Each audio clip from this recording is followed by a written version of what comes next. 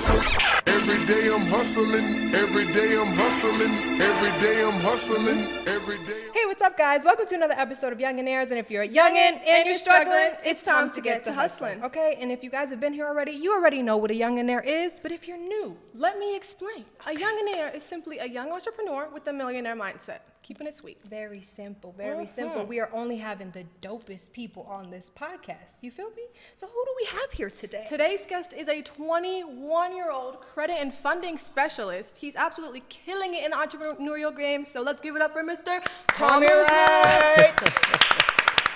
Thank you for being here. Thank you guys for having me on this beautiful set on this amazing podcast. Thank you so much. So let's get right into it because you are extremely young. So like, what drew you to the credit industry? Right. That's just not something I would think a 21-year-old would be. Yeah. So I'm the type of person where I like to know where I'm going. And when I was 16, 17 years old, I was already thinking about, hey, I want a car. You know, I want a newer car. I want to have this in the future. So I started stumbling upon YouTube University and learned like, hey, to get a lot of these things, I'm going to need good credit. So I'm like, okay, how can I start building credit? So before I even turned 18 and was able to get credit cards and get all this other, all these other types of credit, I was researching how does it work? How can I use it to get other things? And how can I, you know, position myself the best way to get, you know, cars with the best loans, best interest rates, whatever. So that's how I got into it initially, but it didn't become a business thing until I left college. So that's when it transitioned. So strictly just off of you, like you you didn't see somebody and that's you're like, so different. Because a lot of people, when they first start in the entrepreneurial game, they could do wholesaling or like trading or something. You were like, nah, I'm gonna do credit. Yeah, I'm gonna do credit. I mean, because I saw there was a need for it, especially in my community. So if I wasn't so curious, you know, to go on YouTube University and see how can I do X, Y, and Z, nobody would have told me. I would have just fell into like a pool of debt and fell into bad decisions. Definitely. Because nobody was there to guide me. And it's the same situation for a lot of people in my community. Yeah, very true. We do not pay attention to our credit until you need it. Until you need it. Until we need it. You're gonna teach us. Yeah, I got you. Well, okay, so were you always entrepreneurial minded or were you like a 9-to-5er and you just switched over? 9-to-5er workhorse. So I started working when I was 12 years old. So I was working in lawn care. That's where it started. And my mom actually would get her car washed at this car wash. And she told them about me. They saw my football equipment in the back. I was like, hey, you got a son? You should, you know, bring him up here and, you know, see if he wants a job. So I was like, they're paying more, I'm gonna go. Yeah. So I went and I actually ended up staying there for around 8 years. I became a manager my 4th or 3rd year. And at this point, I'm like 16. And I'm 16, I'm a manager over grown men. Oh, you've been in there. Yeah, so I was like, I would leave school, like I played football, so I would leave school, do some of my classes, and come back to work, and then go back to school for practice. So I would pay for an Uber there, pay for an Uber back, and then by the time I finished the day, I maybe netted probably like $30, $40, but it was just money. Right. So I've always been a hardcore worker. Like entrepreneurship did not happen until I got to college. That like it was not even in my mind. Like I was gonna put football on hold to get an extra year to make sure I got my MBA for free. So I was all for, you know, going and working corporate, and I was all for it. Oh wow. Yeah. So it switched when I started becoming more aware of what's actually around me, and that didn't happen until I got to college. Wow. Yeah. Wow. So what are the pros and cons of being in the credit industry? As far as it being a business dealing with clients, or like just... Tell me everything. Right. Tell me everything. What you like about it and what you don't like about it. Okay, so what I do like about it is it gives me flexibility in my personal life. So a lot of people that, you know, there's some people that live paycheck to paycheck. There's some people that live with one stream of income, not knowing how they can create another one. Right. When you have credit or you have financial education that's derived around credit, you can do whatever you want. Yeah. So at, you know, like the stop of a dime, I can say, okay, I need to go, you know, get $10,000 to go run this place to da-da-da-da. And I can do that. I can leverage my good personal credit to go and get, you know, business credit. It doesn't report to my personal credit. Yeah. I flip the bag, and then, you know, now I just create a business for myself for free. I'm sorry. Wait a minute. He's 21.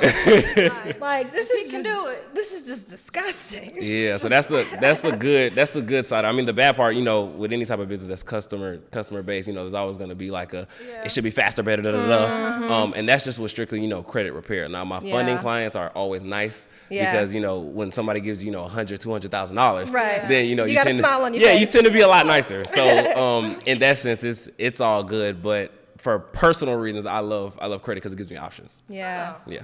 Yeah, I love that. Okay. Well, speaking about clients, how did you build your credibility with your clients being so young, talking to these grown people about their credit? So success has receipts. So I can't teach or show somebody how to get 800 credit score if I don't have one.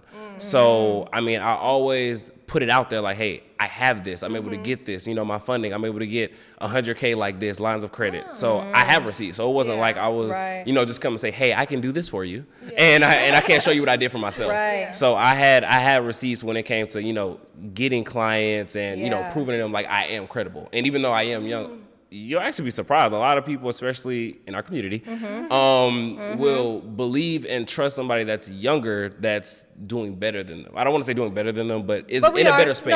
No. Well, no, yeah. let me give you your flowers. Yeah, that's You in a are. better space. Like, there's a reason why I'm able to do this, and they see that, and they're like, okay, so he knows something. So Yeah. he knows something. So if he can help me a Obviously little got bit. something I don't. Yeah, he got Right. something. So the credibility thing never was a problem with me, especially when Yeah. I have to talk to somebody. If I have to talk to somebody, I got you. Right. Now, if you just see me on Instagram, you just make a decision there, okay, cool. But Yeah. if you talk to me and we actually have a conversation, you're Right. like, okay, yeah, he knows his stuff. Yeah. Like, he knows his stuff. So Yeah. it wasn't necessarily hard for me. That's awesome. Yeah. So what type of like Youngnaire would they have to be? What traits of sorry, I gotta what traits should a Youngnaire have if they want to start getting into the credit industry and do what you're doing? Like what did you have to be able to do that? You have to be willing to unlearn and learn.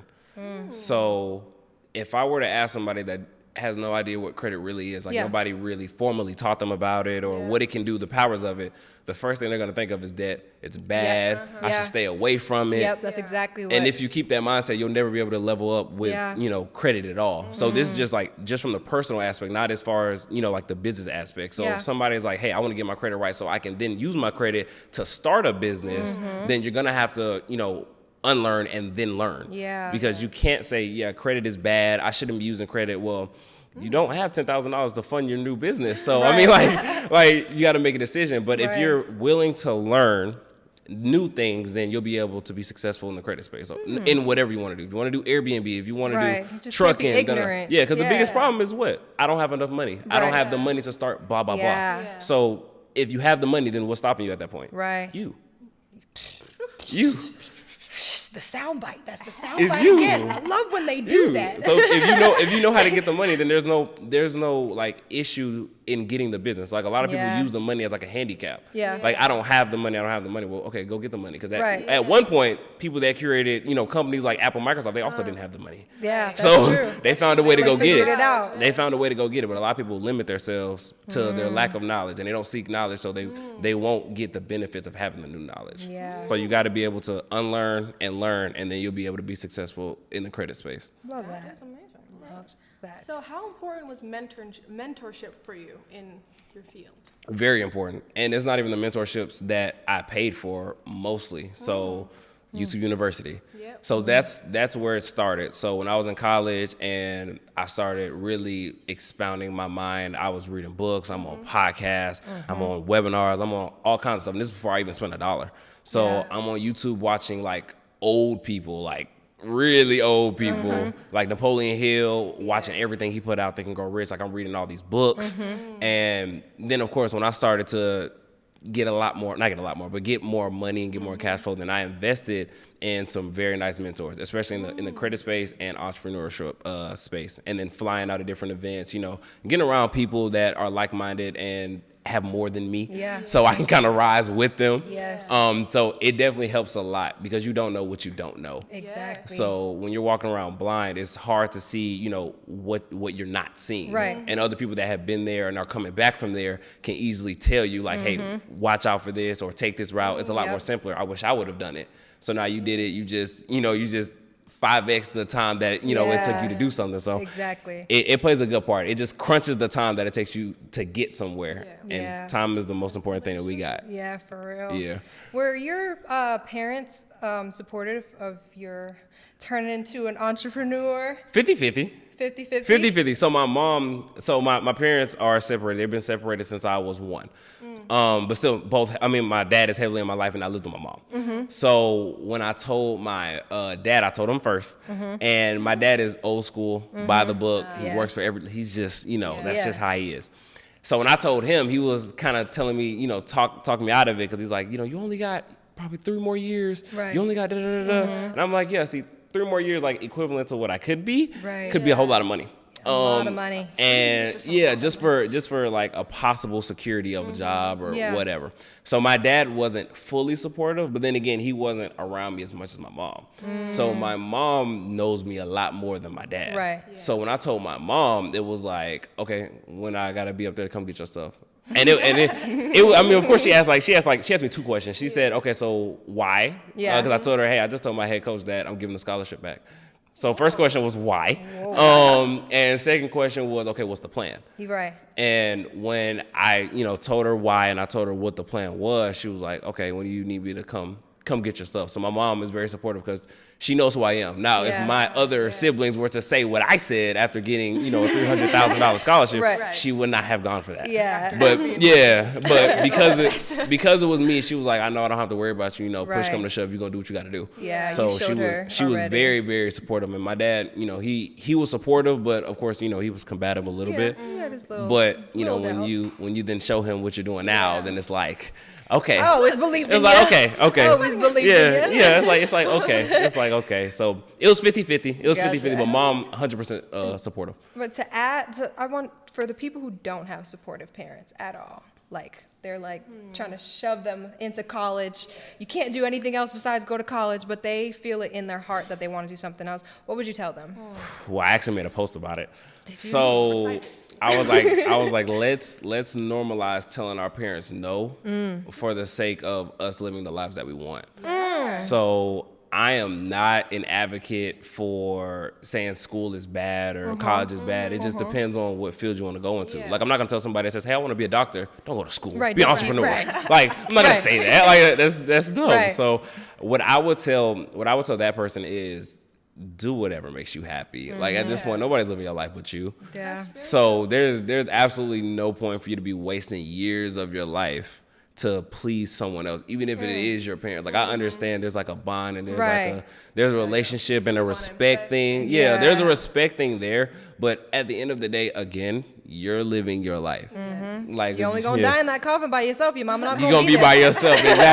Exactly. So it's like, I guess if you're scared to do it, then it's probably the right thing to do. That's what I tell myself. Yeah. Whenever I'm doing something new, I'm like, hey, if it makes me scared, if it makes me shake, this is the right thing I need to do. Absolutely. Because that means it's stretching me. It's making me uncomfortable. If it makes me uncomfortable, that means I'm growing. Yes. So if it makes you scared to tell your mom and dad no, if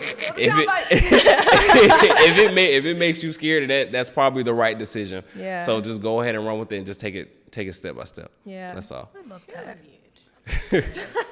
So, would you consider this field recession-proof?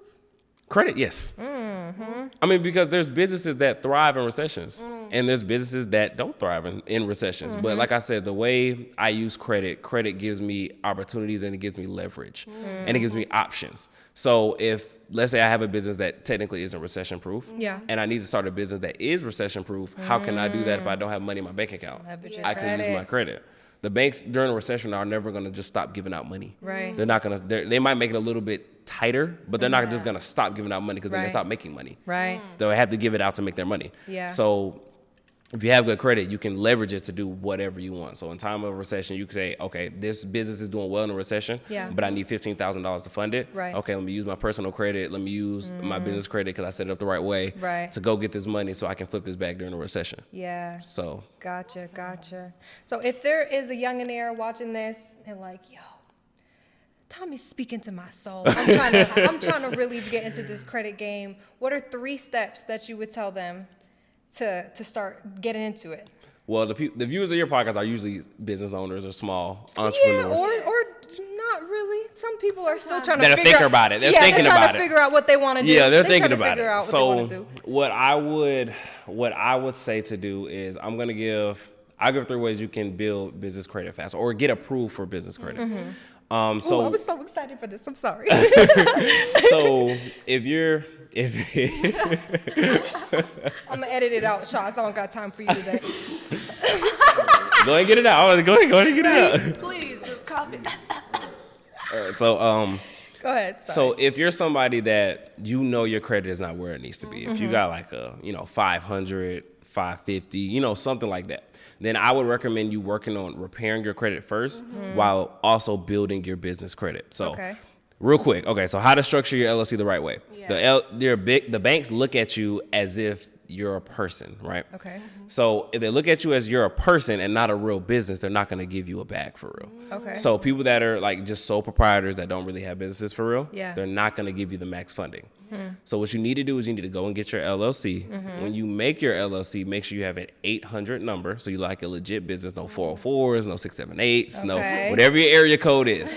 Because if you call T-Mobile, if you call Starbucks, it's going to be an 800 number. It's not going to be a 404. It's not going to be what area they're in. It's never going to be that. So get you a toll-free 800 number. You can go get that from like grasshopper.com. They offer them pretty cheap. You want to go and get you, if you do not have a physical business address, go get you a virtual address. You can go online. They range from different pricing options. I like Regis, but I also have a physical building, so I just use my physical building. Gotcha. But before that, using a virtual address. Because what happens is the underwriters are looking you up once you do these applications.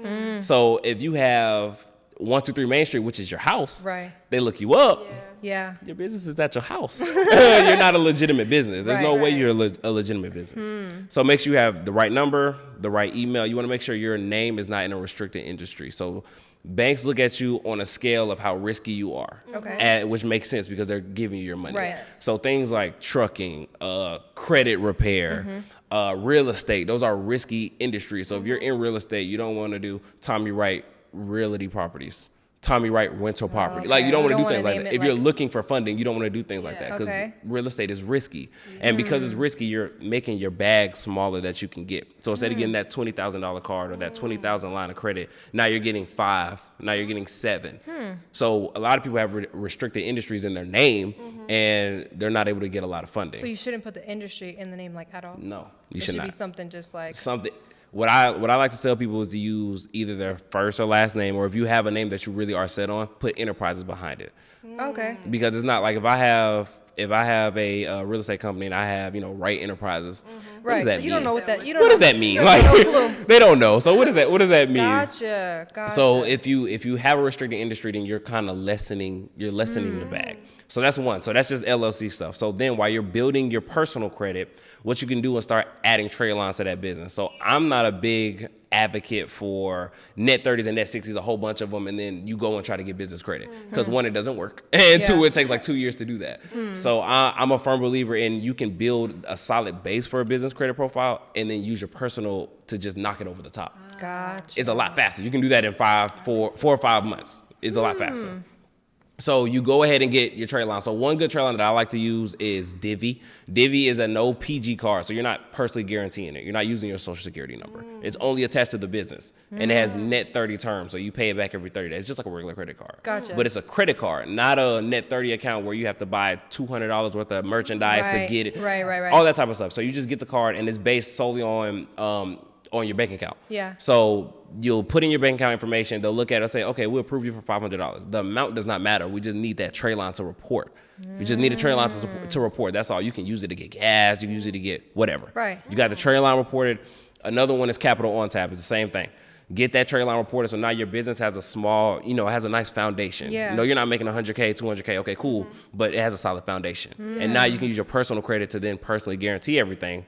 And now you can go get 100,000, 150, and now you can go get that all those business credits, and you can get them 0% APR credit cards. So now you're not paying interest on top of the money that you're borrowing, and it gets deep. It gets deep. No, we gonna talk. Yeah, it gets deep. It gets deep. We definitely need to get our credits. I don't know what we need to get our stuff describe together. a time when you made a huge mistake in your business, and how did you fix it or overcome it? When I made a huge mistake, it was fresh out of college. So when I left school, I told myself that I was gonna get a business credit card, and I was going to liquidate it, and I was gonna get a car and put it on hire car. If you don't know what hire car is, it's just like Turo, but for Uber and Lyft rideshare people. So if they do DoorDash, they'll rent out your car to do DoorDash, rent out your car to do Uber. Right. So I went and bought a Toyota Prius. I liquidated a business credit card. It was 0% interest for 12 months. So I had a year to at least make the money back for free. So I did that, and what I wasn't doing was I wasn't doing the maintenance in-house. I would send somebody to go do the maintenance on the car while somebody else had it so they can keep it. Like, so they can keep the car. I send somebody out. They do an oil change. They look at everything. Okay, cool. It's a great idea. But the problem is every time you do it, it's not the same person. So you're dealing with somebody new. So when they went and they did it, they ended up like knocking off some stuff under the engine and ended up making my engine overheat. Engine was shot, and I had to just get rid of the car. So I took a loss on that. So that was one of the biggest. I didn't think it through. I was just like, okay, this sounds about right. So let me just do it. So that was one of my that was my first loss in business, and it was one of the biggest. It was a couple thousand.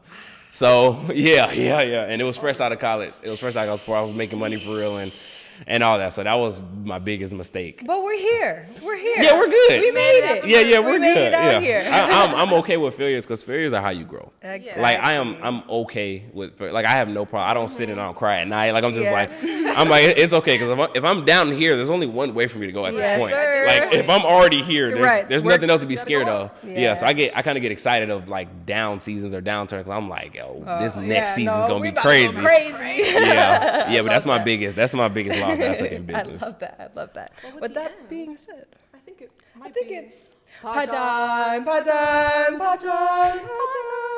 That was actually pretty good.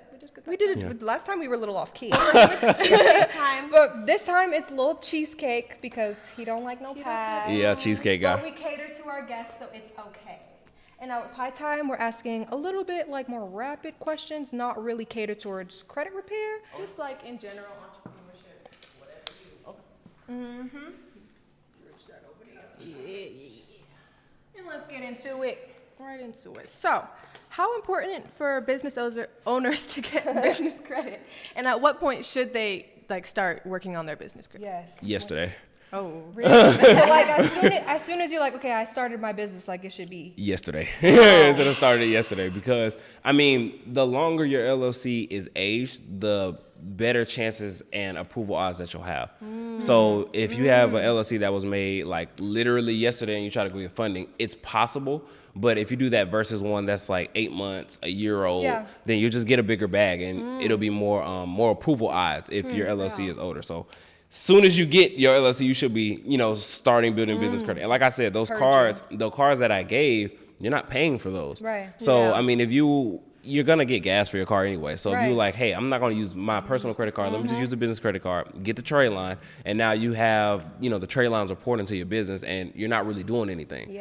Those are the type of accounts that I like versus the ones where you have to buy a whole bunch of stuff. And then they report, only if you keep buying and all that kinds of stuff. So if you get the cars, you're building the business credit. Now you look up, you got like an 85 paydex score. They look at you like your business is great, even though you're not making money for real. And now you can go and get business credit easily. Yeah, that's dope. That's dope. So, sorry. Let me chill. No, because this is good. I don't know what they have like a little toffee or something on top of it. It's delicious. You should have had the pie. I like my cheesecake. So, what are some podcasts or books that like really helped you get into entrepreneurship and teach you, Impact Theory. Impact Theory. That's a podcast? With Tom Bayou. And, of course, Patrick Bet-David.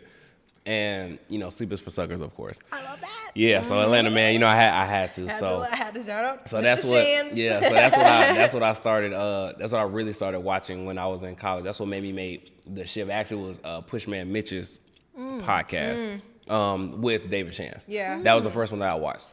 And that's why when I came home, the first thing I did was I went and got a car, put it on Turo, and cause like I'm an executor, like I do things and I think about it later. Like I do it, and I'm like, okay, we're gonna make this work. Yeah, we're gonna make this work later. So as soon as I came home, not even a week home, I went and got the car, liquidated, and went and got a car. Wow. Oh, so yeah, awesome. Those are my favorite podcasts. Yeah, so. I love Sleep. If you could go back to the start of your entrepreneurial journey, what would be something you would tell younger you? Some advice. Do more.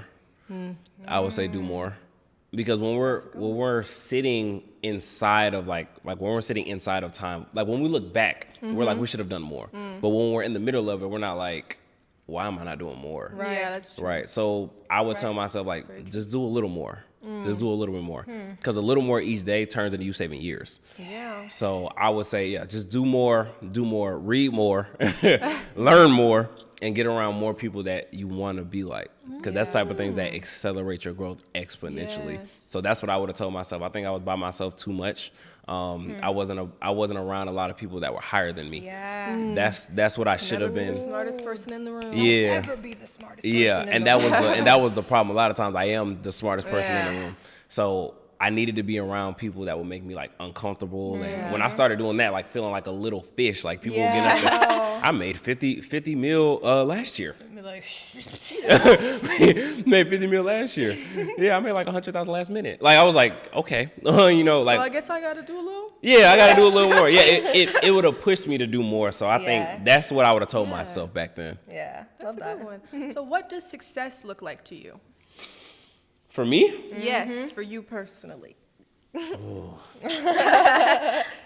I think success looks like peace of mind in creating better lives for everyone else. I love that. That's a So good one. I could easily just, do my own credit thing Right. and then, create these businesses and not tell anybody a thing. Yeah.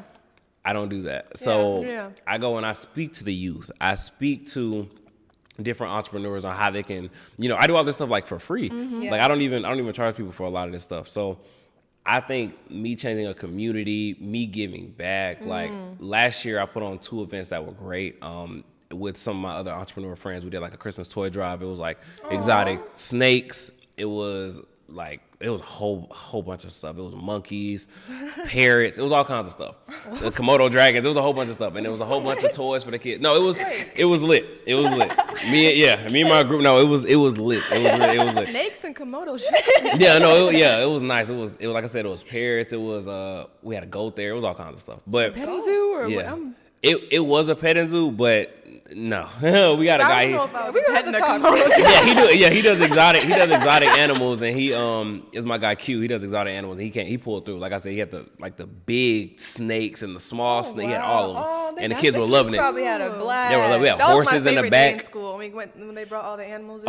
Yeah, but we had we had the dangerous ones. It was horses in the back. It was nice, but I would say really helping the community and helping other people grow, because it doesn't really give me a lot of fulfillment when I do things by myself for myself. Yeah. So I like to give back, and people that are willing to learn and people that are willing to take the Yes. next step to be successful. Yeah. I will like bend over backwards for those people. Yeah. So I give a lot of game for free. People are in my DMs all the time. I give it for free. Like even in my mentorship, I over deliver. Like I just do a lot because I want people to change with the information that I give them, not just go through life like life is what it is. No, life is what you make it. Literally, like I don't accept anything. I don't accept Nothing. anything. I was the only football the best player. will get Yeah, I was the only football player that did not stay in the football dorm. The only one.